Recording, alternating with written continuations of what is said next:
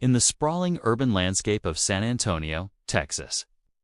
The year 2012 began under a cloud of suspicion and hidden danger for the city's financial institutions. While most people see banks as fortresses of steel and security, a new breed of criminal was emerging who saw them as puzzles waiting to be solved. In early January, investigators from the San Antonio Police Department and the Bexar County Sheriff's Office uncovered a plot that would shake the city's sense of security. The threat wasn't coming from a masked gunman kicking down the front door. It was coming from someone who already had the codes, the keys, and the trust. This is the story of Yesenia Ortega, a 21-year-old former bank employee who didn't just want to rob a bank. She wanted to engineer the perfect inside job. To understand the sheer audacity of her plan, we first have to look back to a violent Halloween morning just months prior in the quiet suburb of China Grove. It was supposed to be a routine opening shift. A bank employee arrived early to prep the branch, completely unaware he was being watched from the shadows. Two men ambushed him. They tackled him before he could disarm the alarm, dragging him into the back of the building in a chaotic struggle. The robbers were brutal. They tied the man to a chair with a phone cord and demanded he open the vault, threatening his life if he refused. But the employee couldn't open it. The bank's timer locks and dual control systems baffled the robbers, who hadn't anticipated the strict security protocols.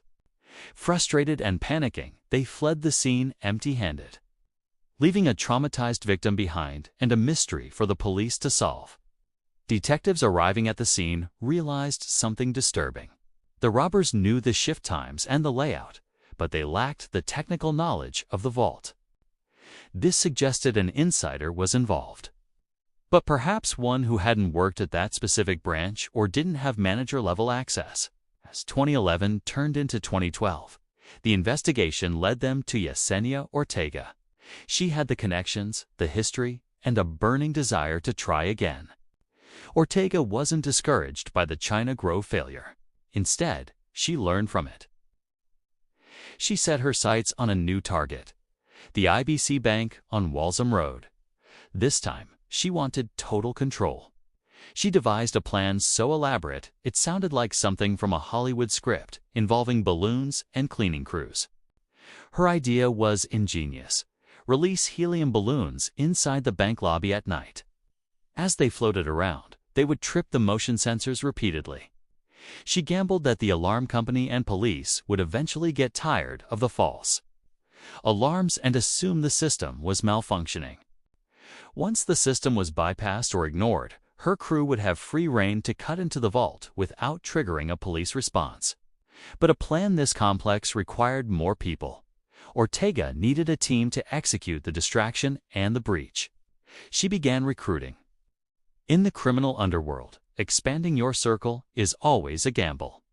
You never know who is listening or who might be wearing a wire.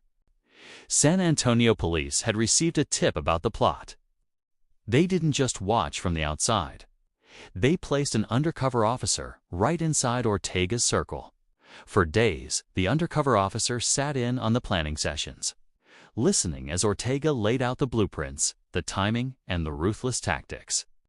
She talked about attacking the cleaning crews to gain entry, showing a chilling disregard for the safety of the innocent workers. Ortega was confident. She believed her experience as a bank employee gave her an insurmountable edge. She never suspected the man nodding along was a cop. The officer recorded every detail: the balloon strategy, the target location, and the specific roles of each crew member. By January 5, 2012, the plan was mature and the crew was ready to strike. But the police decided it was time to end the game. A joint task force of San Antonio Police and Bexar County Sheriff's deputies descended on the suspects before they could even leave for the bank. Yesenia Ortega was arrested and charged with conspiracy to commit aggravated robbery. The mastermind was in handcuffs before her balloons could ever fly. The arrest sent shockwaves through the local banking community. It was a stark reminder that the most dangerous threats often come from within. Investigators were able to link the crew to the earlier China Grove robbery, finally bringing closure to the victim who had been terrorized on Halloween.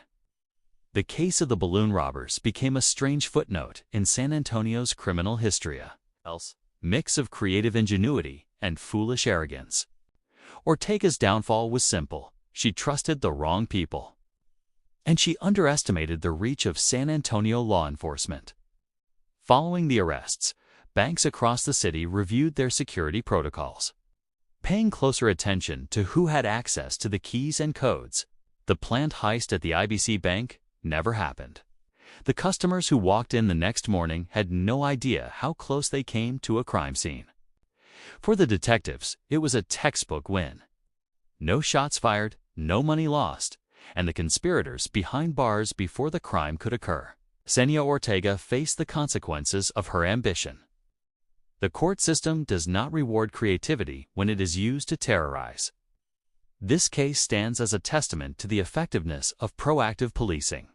They didn't wait for the bank to be robbed. They stopped the clock.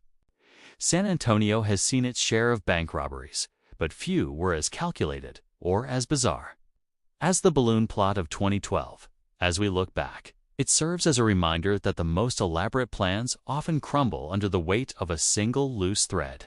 The 2012 arrests closed a chapter on a dangerous crew, making the streets and the bank lobbies of San Antonio a little safer.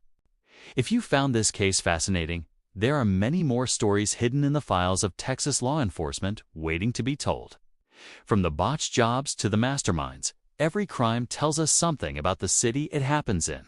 We'll be diving into more of these forgotten cases in future videos, exploring the dark side of the Lone Star State. Thanks for watching this deep dive into San Antonio's 2012 criminal history. If you enjoyed this case, hit that like button. We cover the boldest plots and the foiled heists of the Lone Star State. Let us know in the comments. Do you think the balloon strategy would have actually worked if the police hadn't intervened? Stay safe, stay curious, and we'll see you in the next investigation.